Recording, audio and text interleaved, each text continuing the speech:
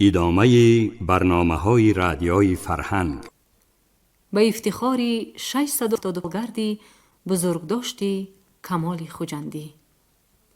شنونده های عزیز، حالا گفتار 16 را از سلسله خوانش بدیعی از روی رمن اعظم صدقی پیره قسمت در قرائت عبدالقادر منیازف شنوید.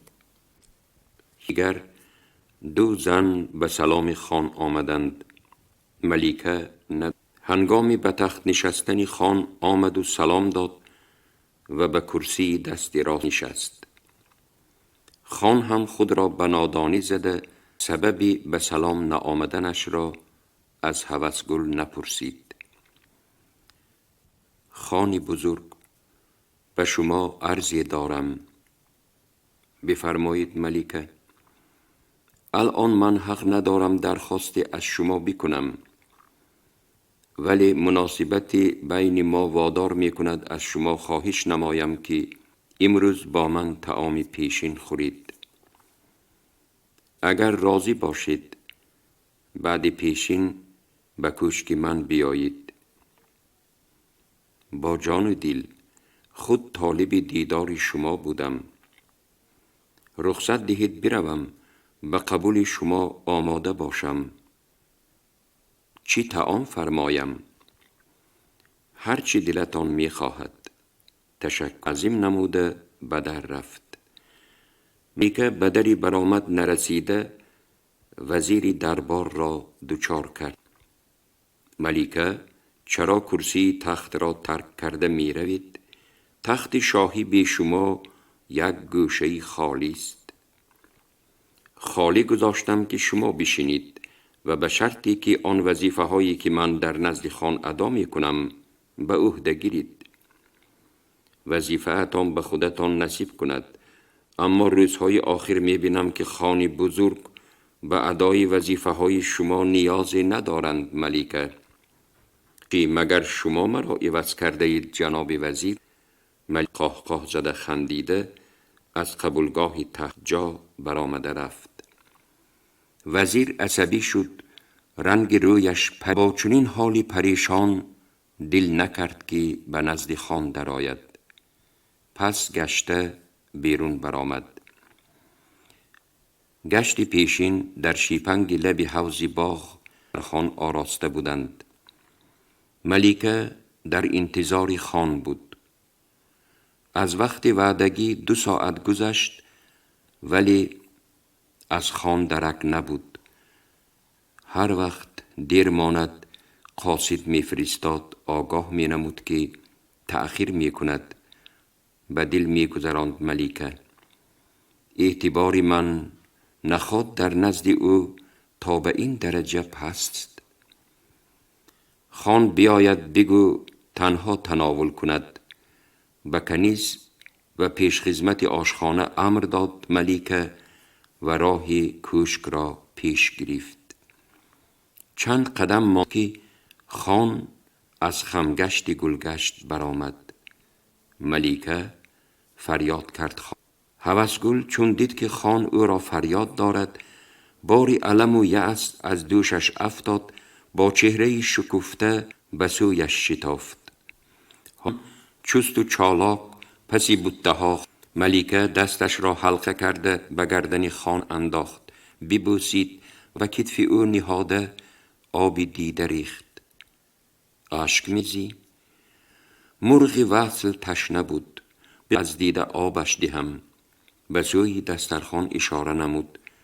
به صحبت وقت دارید؟ تا بیگاه در اختیار تو ام، هر چی خواهی بفرما. به حد منت دارم. من صحبت پرستم. هرگاه آفتاب به منزل من آید، شوق زیستن می افزاید. چون ابر جدایی به میان فرو افتد، به چشمه آرزوی و هوسهای من دوده می افتد. مرغ امید از آب محروم می شود. من هرگز نمی گذارم که گلی دوست داشته من روی خزان ببیند. حالا فصل شکفتن گلی امید من است، اما درباره ابری که فضای شادمانی ما را تیره می کند حق به جانب توست. انا ببین، کاغذ پیچی را از زیر آستین برآورده به ملیکه دراز کرد. این شعر شاعر کمال، این شعری که نامه به امیر تیمور. کی مقرر کرد که این نامه؟ بخوان، هر دو بشنویم. من مرده ام نه زنده، بدین حال کس مباد. حقا خجالت است از این زندگانیم. خون میخورم به جای می، این است عشرتم.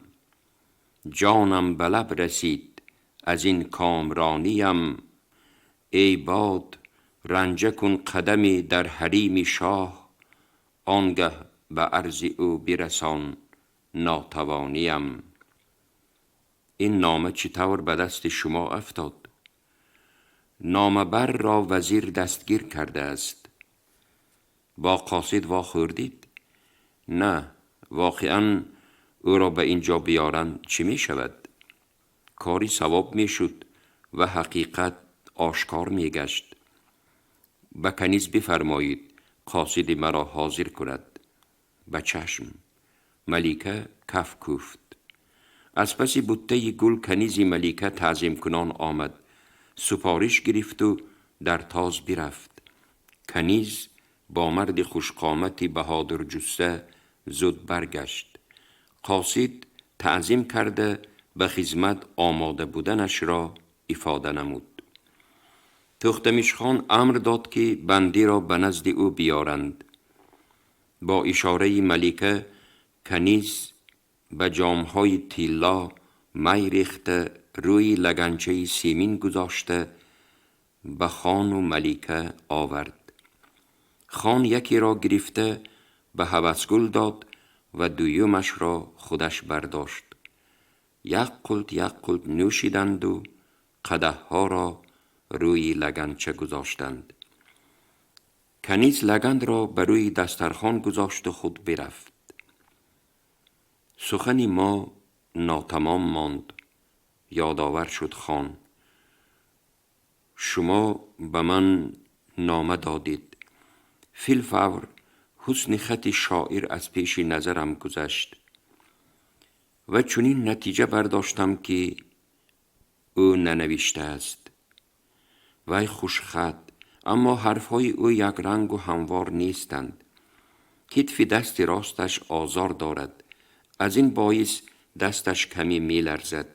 شعرهای پیشینه اش را به من نقاش رو بردار کرده می فرستاد. چند غزلی که در ماه‌های آخر با دست خود نوشته به من فرستاده بود، دلیل آنند که خط از آن او نیست. دیگر اینکه در نامه تنها شعر از خواجه کمال است. اخباری که به نامه نویس معلوم شاعر آن را نمی داند. شاید شنیده باشد. آن همه از سر و اسرار دربار و دولتداری است. مؤلف آن را از اهل حالدان باید جست. نامه را بگیر و با حسن خطی درباریان مقایسه کن و صاحب خط را مقرر نما. هرچند نامه باعث تشویش شد، به دل درد و غم آورد، ولی من از یک جهت شادم. از کدام جهت؟ تا کنون با من چون آشنا شما گفته مراجعت می کردید. گمان داشتم میان ما مانعی افتاده است. اکنون شکر می کنم که مثل پیشین به من تو گفته گپ می زنید. این از آن باعث که در هر دو مورد به تو محبتی بی پایان دارم. قاصد با مرد سر و رویش ورم، لباسش 100 پاره، دستش لته پیچ و به گردنش آویزان آمد. هوسگل از دیدن احوال مرد گرفتار شکنجه غمگین شد. به یادش رسید که با تفتیش این اسرار وزیر سر و کار دارد و بی اختیار از مرد زخمین پرسید که شاعر را هم زدند. تختمیش خان با حیرت به زوجه اش نظر انداخت. ملیکه از رفتار ناجایز خیش ایزا کشید و با آوازی پستی آدمی گنهکار شاعر را کوفتن از جهالت است گفت. نه، او را نکوفتند، پاسخ داد مرد. دل ملیکه تسکین یافت. تو به ما از صورت واقعه از چه خیل به دست افتادنت نقل بکن، امر نمود خان. خانی بزرگ، با جان و دل نقل می کنم. پیش از آن که حکایه بکنم در حضور شما و ملیکه به خداوند تعالی قسم یاد می کنم که از بوده اش یک حرف نه زیاد می گویم نه کم. من نیز می خواهم حقیقت حال را بفهمم. بفرما. من اشتر خریدم، با اهل بیت به کاروان همراه شدم و به سمرقند روانه بودم. کاروان از پیراهه کوهی به دشت گیاهش خشکیده برآمد. منظره سبز و خرم دامنه کوهستان به میدان وسیع عریان عوض شد. دو سواری از قفا آمده پیش راهی کاروان را داشت. ساربان از اشتر فرآمد، به سواره های رویشان تازیر منه با متای سیاه بسته به نزد من آمد. نقابداران امر نمودند که از اشتر فرایم. این حال را دیده زوجه ام، پسری 12 ساله ام به اضطراب افتادند. ساربان دست برداشت، کفش را نشان داد که آسوده باشند. ساربان با اشاره مردان نقابدار به جایش رفت. مرا از کاروان دورتر بردن به قدری که آواز به گوش نمی رسید. همیان گلدوزی سبز را نشان داده گفتند که اینجا 200 تنگه طلا هست. این از آن تو خواهد شد. رضایی مرا نپرسیده همیان را به دستم دادند. مردی دویم از بغل لطه پیچی را برآورده مرا آگاه کرد که در آن به عنوان امیر تیمور نامه‌ای هست. اگر برده سپارم کار به خوبی انجامد باز 2000 تنگه می گیرم. اگر فلاکت روی دهد باید که نامه را نیست کنم. نامه به امیر تیمور رسید یا نرسید شما از کجا می دانید؟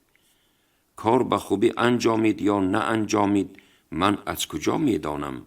پرسیدم از روی احتیاط. از این خصوص غم نخور. هرچی روی دهد به ما معلوم می شود. ما تو را می یابیم. حق خدمتت قرض شده به قیامت نمی ماند. تختمیش خان هوسگل به حکایت بندی مراغ ظاهر نمودند و به کنیز فرمود که به وی 1 قدح شراب بدهد تا حلقش را ترک کند.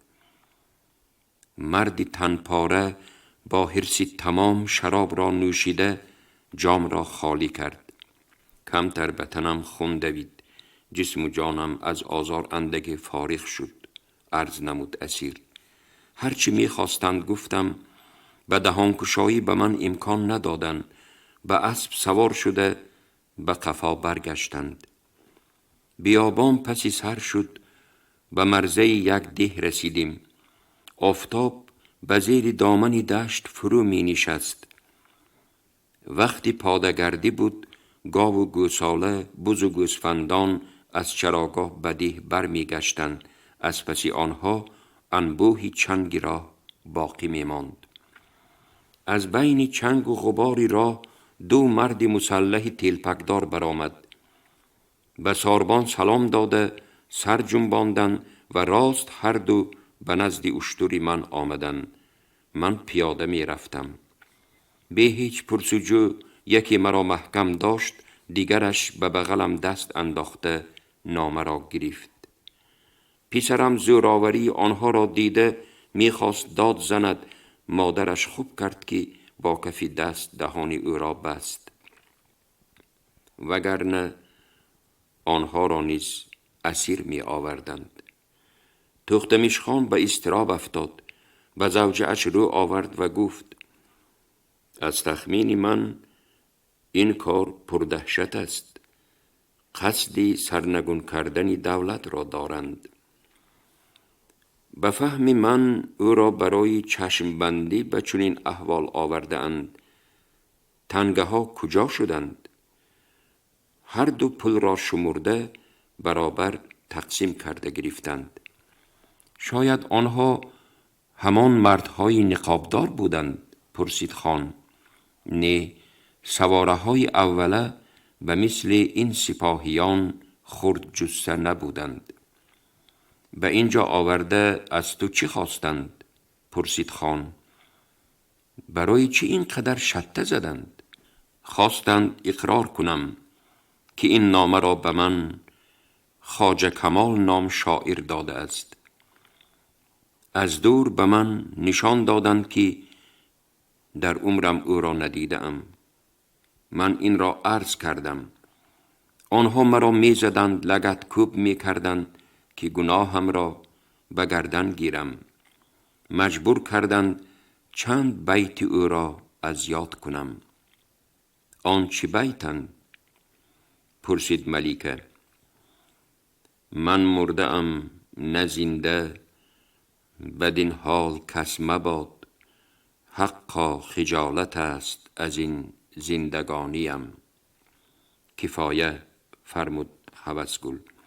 ملیکه کف کوفت. دو نوکر و قاصد در تاز آمدند. او را به زندانی کنار دریا ببرید و در کجا بودن او را باید که هیچ کس نداند. امر داد خان. پاسبانی زندان به عهده هر دوی شما. زندانبان را موقتاً به حجره یک کسه برج چپ به حبس گیرید. اگر آدمانش یا خود وزیر بیاید، گویید که کلید زندان در دست من است. خاطر جمع باشید خانی بزرگ. گویان هر دو نوکر رفتند. تو چند روز چشمی دیدی من باش. به قاصد فرمود خان. در هر کنج دربار هر صحبتی شود گوش انداز و به من خبر بده. به چشم وزیر کمتر نما. از دور دیدبانی کن. خوب شد است. قاصد رفت. ملیکه به کنیز فرمود که باده بیارد. خان قدح در دست با هوسگل به سیر باغ برآمد. دم به دم به لب برده، لب تر کرده صحبت را ادامه می دادند. خان بزرگ، من از تقدیر خواجه کمال اندیشه دارم. می دانم وزیر او را چشم دیدن ندارد. این به طفیل من؟ نه. باری در صحبت غیر رسمی سخن وزیر به نفس خواجه سخت رسید. وزیر یادآور نمود که اسیر بودنش را فراموش نکند. شاعر به وی جوابی تلخ داد و گفت که ما هر دو فرمان برداریم.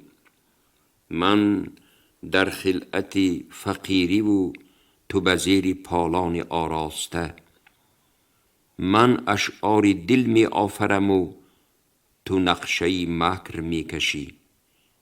این از حکم قضا، تو اصلا نرنج که خدا تو را هم کسب شیطان آفریده. به نظرم چنین نمود که وزیر بروی آتش نشسته بود و میخواست به سر شاعر مشت اندازد. امر کردم که خواجه از حد خود نگذرد و با ارباب دربار با اندیشه سخن گوید. به وزیر چه امر کردید؟ به یگان امر او لب فرو بسته بود. از غایت علم به خود می پیچید. همینش کفایه نبود مگر؟ این زمان خواجه در کجا اقامت دارد؟ در حجره بنای پاسبان ها. من می خواستم که اگر شما رخصت دهید او را به حجره پهلوی آشپز بوده بکوچانم. وزیر به درگاه آشپز من سر نمی خلد. هر آنچه شما گفتید من آگهی نداشتم.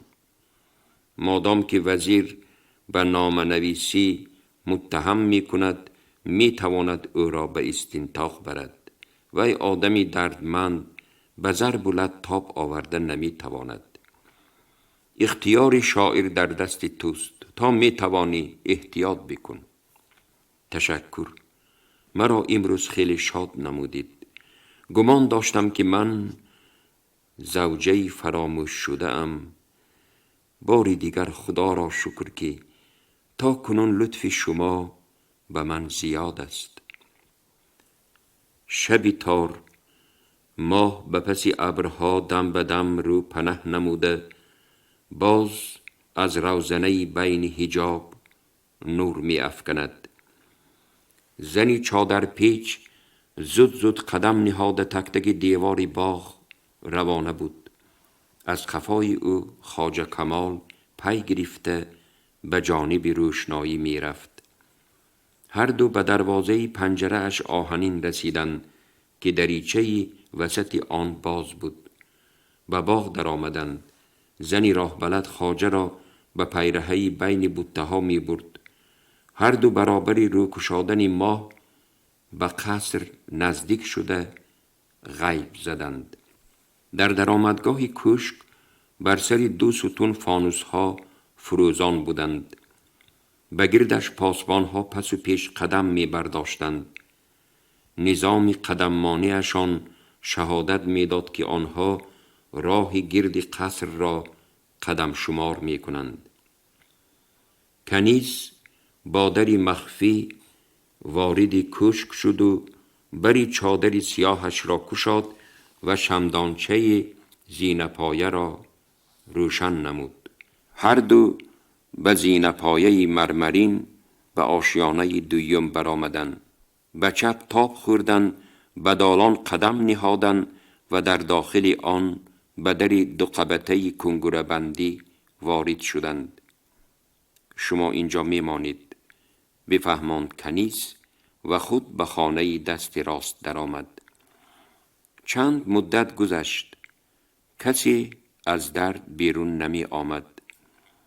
از پایان از صحن باغ صدای آنجا کیست شنیده شد. سوال چند بار تکرار یافت. به نظر خواجه چنین آمد که سؤال به عنوان اوست، زیرا پرسنده تا رفت نزدیک می آمد. خواجه نمی دانست به تعقیبگر چی جواب دهد. تخت پوست به دیوار محکم نهاد، روی به پرده در پوشید تا او را نبینند. از در خانه راست کنیز برآمد و با انگشت اشاره کرد که خواجه به خانه درآید.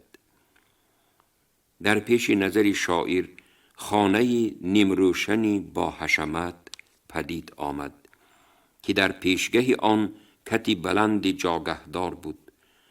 بر روی کرپه و بستر توری زرحلدار سبزگون انداخته بودند. اطراف کت با پرده پاپوکدار بخمل آرا داده شده بود. در پیشتاقش چادری حریر نیمکشاد بود که دری حرم را به یاد می آورد. خواجه کمال در اول به کجا افتادنش را زود درک نکرد. شراب را دیده فهمید که اینجا اشرتگاهی ملیکه بوده است. او را بیچیز به خلوتگاه تکلیف نکرده اند. قیافه شاعر یک بار دیگر شد. به سرش درد درآمد. پیش چشمش را سیاهی گرفت. نظر خیالات او را به دوری ها برد و دید که گلندام در لباس حریری پشتی رنگ بر روی کف اشک دانه می کند. چشمش به کمال افتاد. حیفا که به وصال هم نرسیدیم، گفت و به آب جویبار غوطه زده بی نشان رفت. از طرف راست حرم در باز شد. ملیکه به خانه در آمد. سلام شاعر گفتنی او خواجه را به هوش آورد. هوسگل اندکی سرخوش بود. 2 رخساره اش لالگون، سری سینه اش برهنه دستان بلورینش تا به سری کتف لوچ بودند. بر روی کف راست یک دانه سیب قرمزی را بازی داشته، پیچ تاب خورده به شاعر غمزه کنان نزدیک شد و خندید. در حیرت هستید خواجه؟ دیدید من شما را به حرم خود قبول کردم. این شرف تا امروز تنها به خان میسر می شد. آن مرغ سعادت امشب به سر شما نشست. بفرمایید، من بنده شمایم. مرحمت. میز و کرسی بر جاگه را نشان داد. خواجه کمال کرسی را از جاگه دورتر کشیده بعد نشست. چی دسترخوان به شما پسند نآمد؟ گویید دلتان چی می خواهد؟ شرم نکنید، هر چی می خواهید می فرمایم. ملیکه از راستی من دست و پا گم کرده ام. در این درگاه بیچاره و مسکین می بینم خود را. می فهمم این از دو حالت است. هیچگاه گمان نداشتید که ملیکه شما را به بر می گیرد. ثانیاً در هراسید که کسی اینجا ندراید. شبهه را پسی سر کنید و دانید که ملیکه در خدمت شماست. از خصوصی بی خطری خاطر جمع باشید. در اطراف حرم پاسبانهایی به من صادق گردش می کنند. خان به شکار رفته است. غیر از این او به من دیگر میل و هوس ندارد. به شرافت پسردار شدنش به زنی سیم محبتش افزود. ما سروی بیبار برآمدیم. درخت بی میوه حتی لایق آن نیست که به وی سنگ اندازند. وی لحظه خاموش شد و با تبسمی تلخ کامانه به کمال نگریست. چرا من باب حسرت گشادم؟ به جامهای طلا می ریخت. گیرید بنوشیم که می مرا از گرداب حسرت بیرون آرد. به شما جرأت و جسارت بخشد. ملیکه جام را برداشته تا قطره آخرین بنوشید. شاعر قدح به لب برد، یک قلت نوشید و پیمانه را روی میز نهاد. ملیکه با خیره چشم این را بدید، به خواجه روی آورده گفت: خواجه بنوشید. امشب مناسبت ما و شما به حد آخرین رسید. می و عشرت ردیف همدیگرند. این هر دو را از هم جدا نسازید. کمال دیگر دست بر جام نبرد، خاموش ماند. چرا لب فرو بسته اید؟ می بایست از این نشست طبعتان بالیده می گشت. می بایست غزل می سراییدید. چرا در حضور من ماتمداری می کنید؟ نتوان به زبان با تو غمی گفت چون نامه. از دست تو برخیش همه پیچم و خاموش. پاسخ داد شاعر: از آن روزی که اسیران را آزاد کردند و مرا دوباره اسیر گرفتند، من نه تنها زبان بلکه عقل و خرد را گم کرده ام. فرمان خان، اول امر شما بعد فرمان خان. با تندی سخنی هوسگل را برید. به گذشته صلوات شاعر: تو غم آینده را بخور. ملیکه از نو به اسب سلطنت نشست و با کمال همچون به فرمان بردار مناسبت کرد. به خود باز یک قدح ریخته به خواجه فرمایش داد که بنوشد. خود بنوشید، شاعر باز ننوشید. مردی ترسو گویم به بزدل مانند نیستی. زن بیزار گویم در وصف محبوبه اشعاری جانگداز آفریده‌ای که آن از احساس بلند شهادت می دهد. اگر به تو خوش نیستم بگو. این مصرع‌ها را به کی نوشته ای؟ گر تو روزی از سگانی کوی خود خوانی مرا، خود همین باشد کمال و دولتی بختی کمال. خواهی از این درگاه دولت و بخت پیدا می کنی، نخواهی همچون سگی دیدو برآورده پیش می کنند. از یاد نبرار که من بعد هم تو اسیری من هستی. خان خط و مهر کرده تو را به من بخشیده است. اگر به امر من سر نفراری روزت سیاه می شود.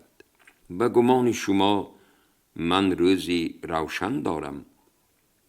حالا این روزهای آفتابی است، ظلمات را تو ندیده ای. گپ زن. بانگ زد ملیکه چی می خواهی؟ کورنمک.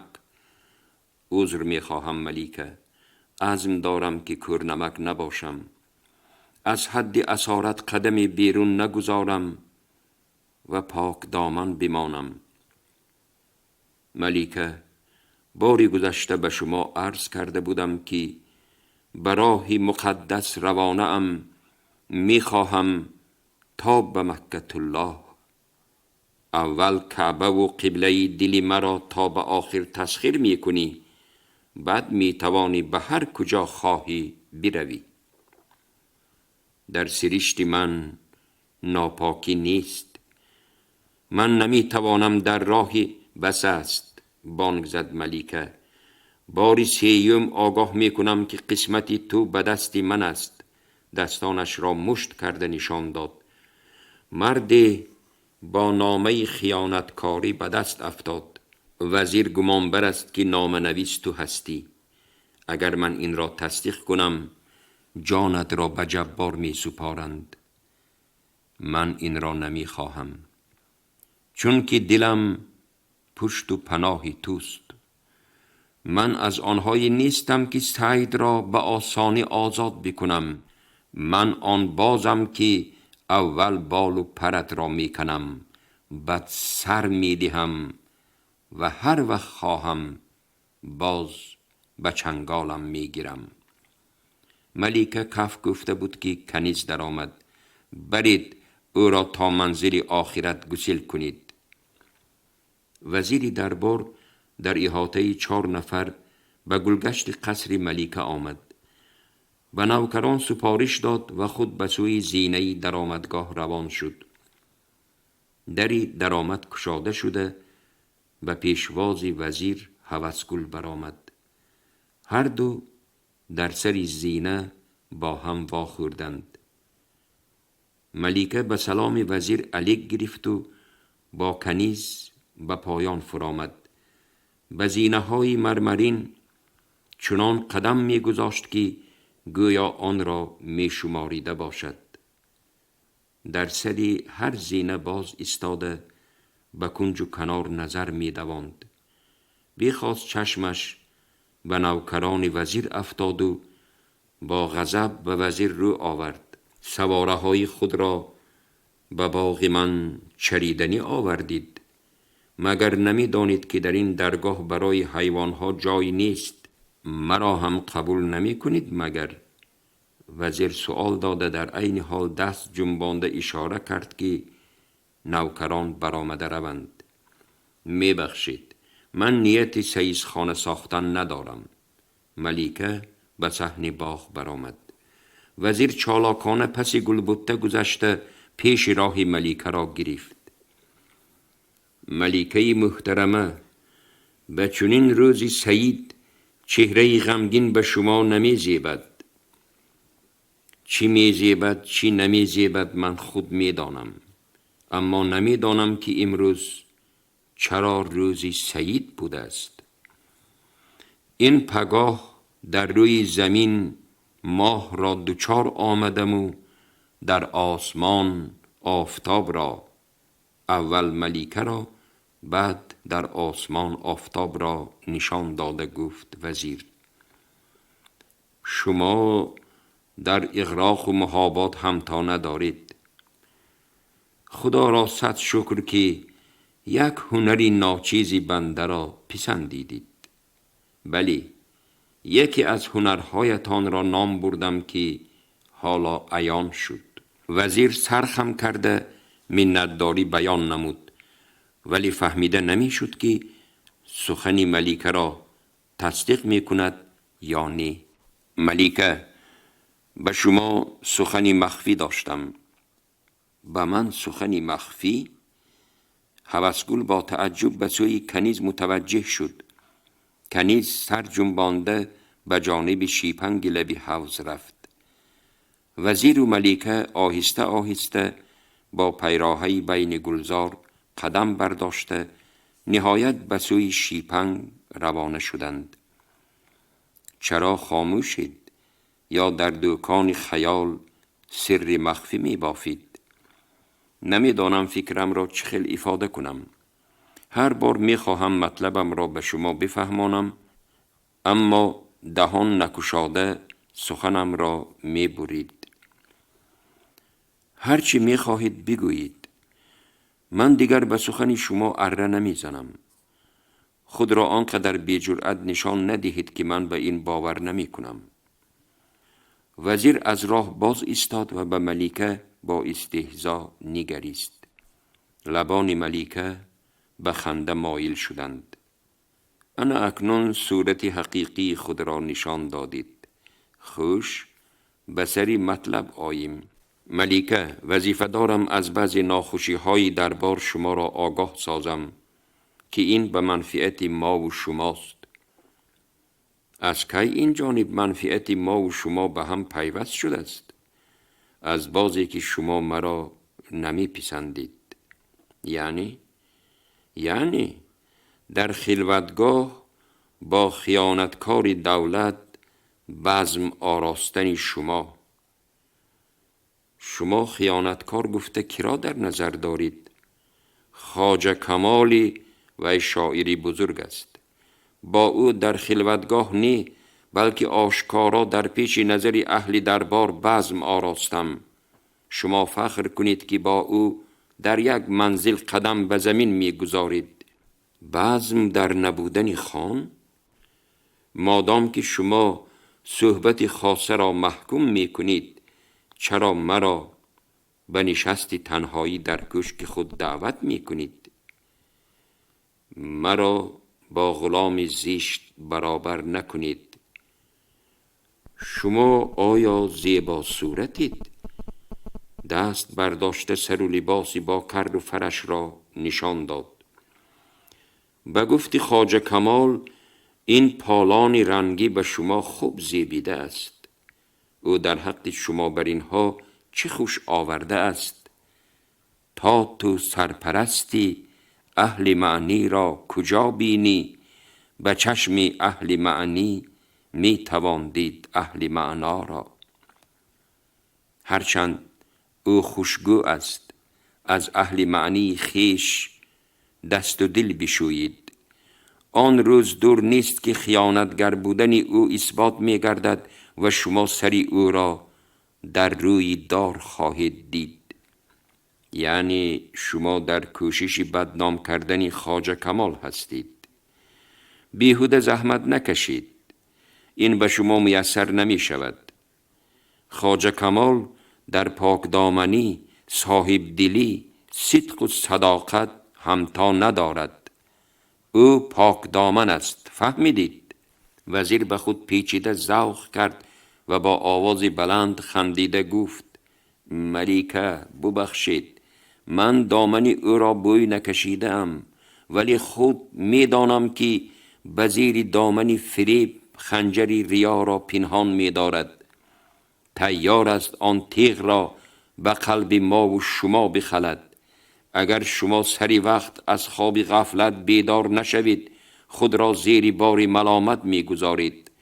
آن وقت خود خان بزرگ هم به شما پشت و پناه نمی شود. تنها می مانید. ولی من از شما روی نمی گردانم. تیارم. وزیر، عزتتان را نگاه دارید. سر به سنگ زنید هم او را بدنام و مرا سرخم کرده نمی توانید. شما در دل گمانهایی بد دارید. من به دستی مرحمت حجت دارم. حجت آن دلیل ریاکاری شما و پاکیزگی شاعر است. موردش رسید که یک بیت خواجه را به شما بخوانم. سنگ بدگوهر اگر کاسه زرین شکند، قیمتی سنگ نیفزاید و زر کم نشود. خوب است. میبینیم که از آن کاسه چی باقی میماند. افسوس میخورم که بعد کیفیت دیشبه هنوز سرمستید. میخواهم تنها همین نقطه را خاطر نشان بکنم که شما در دست دلیل کاغذی دارید که بجز نوشته حرف علاوه کرده نمیتوانید. من شاهد زنده دارم که خیانت خواجه را ورق به ورق کشاده دفتر فریبش را به باد میدهد. شاید از آن دفتر به شما نیز یک دو باب رسد. من تا میتوانم میکوشم که شما بی نصیب نمانید. وزیر با تبسم نازب ولی با وقار از نزد ملیکه به در رفت. به ساحل دریای پهناور، در سایه خیمه رنگین، در روی ریگ تفسان، تختمیش خان با تنی برهنه دست کشاده با تخت پشت یازیده بود. خان از جای برخیست، پاچه شلوارش را تا به زانو برزد و به آب درآمد. وزیر نیز از پس او رفت. نوکرها در ساحل قدم برداشته خان و وزیر را از دور پاسبانی می کردند. حلقم قاق شد. ماهی خیلی شور بود است، گفت خان. وزیر زود از آب برآمد و به 2 قدح شراب ریخته آورد. هر دو نوشیدند. خوش، اینجا محرم، در این قریبی ها هیچ کس نیست. گپ زنید. سری مخفی دارم گفته بودید. به چشم. در بین درباریان هر خیل آوازه ها پهن شده اند. مثلا میگویند که ملیکه خردی بانوی هوسگل به کمال از حد زیاد مهربانی ها می کنند. بعضی شبها در خلوتگاه تنها به تنها عیش و عشرت می کرده اند. وزیر بس کنید. با غضب به وی آب پاشید و با شتاب خان از دریا برآمد. من میدانم که اعیان و اشراف دولت ملیکه را چشم دیدن ندارند. وی در عقل و خرد و فضیلت از همه اتان یک سر و گردن بالا می ایستد. این است که به سخنان بعضی از آنها با تمسخر جواب تند می گوید. اکثر در نزد او لال می شوند و دم فرو می برند. این به شما روشن است. از بس که با فراست و نکته سنج است، شعر، ساز و نوا، بزم و طرب را دوست می دارد. این هم به شما روشن. به شما باز روشن است که من به او رخصت داده ام به نشست خود شاعر کمال را دعوت کند. من عذر می خواهم خانی بزرگ، اما من به عذرخواهی شما مشتاق نیستم. اگر به من دوست باشید، هر کسی که در شأن ملیکه بدگویی کند به دهانش موم بریزید. خان جام را به سوی وزیر هوا داد. وزیر آن را داشته گرفت. به چشم، امر شما واجب است. شما گفتاری 16 را از روی رمن اعظم صدقی پیرهه قسمت شنیدید که به 675مین سالگردی بزرگداشت کمال خجندی بخشیده شده است. عبدالقادر منیازف قرائت کرد. انجام گفتاری ادبی از سلسله خوانش بدیعی.